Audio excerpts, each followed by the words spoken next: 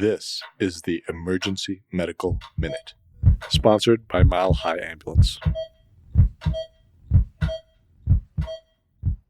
I have one of those Jeopardy type of things. So, mushrooms, matrix, memory, metaphor for birth, misperception of body, all have one thing in common.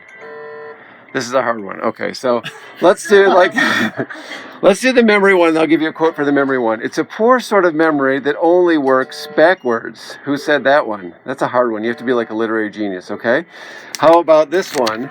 Take the blue pill, the story ends, you wake up in bed, and you can believe whatever you want to believe. Take the red pill, you stay in Wonderland, and I'll show you how deep the rabbit hole goes. What's that one from? Matrix, yeah. Okay, so you got the Matrix there. And then what about mushrooms, caterpillars, smoking a hookah, seeing crazy things? Yeah, so this is all like Alice in Wonderland stuff. So here's the Alice in Wonderland tie-in. Ready? It's a poor sort of memory that only works backwards. That's Transient Global Amnesia. The White Queen said that. And TGA, there's just a really good review article, and the guy who wrote the review article started the whole review article with that sentence. TGA, complete antegrade amnesia, 61 years of age is the average, duration's less than 6 hours, repetitive questioning is kind of the deal. No one knows what causes it. There's 17 different explanations. One is maybe it's a seizure, maybe it's stroke-like, maybe it's migraine-like, maybe it's vascular-like. The weird thing is if you do an MRI, it's normal initially. A little bit later, like 12 to 48 hours, you get a little kind of speckle of something on the hippocampus, and that goes away. So that's why some people think it's ischemic. It's probably not. It just means we don't know. Whenever the explanation is 17 sentences, we don't know what's causing it. The Alice in Wonderland syndrome, this is actually a real thing. So people have a perception that parts of their body are the wrong size, like super big hands, super big head.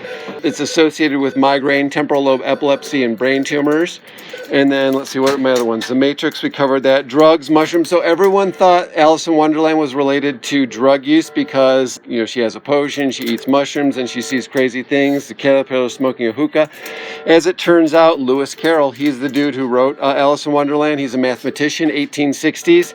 Back then, opiates were legal. You could buy like this tincture called Lenundrum. But as it turns out, he wasn't a big fan of opiates, and he probably wasn't under the influence when he wrote this. It was probably just more people from 1960s writing dissertations that needed something to say.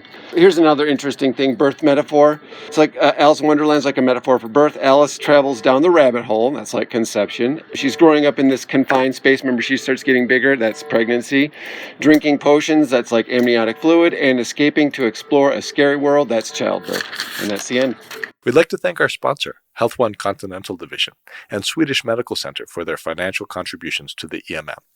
Donations from them and listeners like you make it possible for us to fulfill our mission of producing and spreading free medical education to the masses.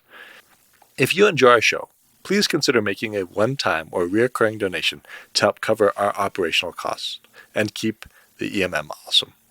Click on the link in our show notes to make a donation. Thank you for listening.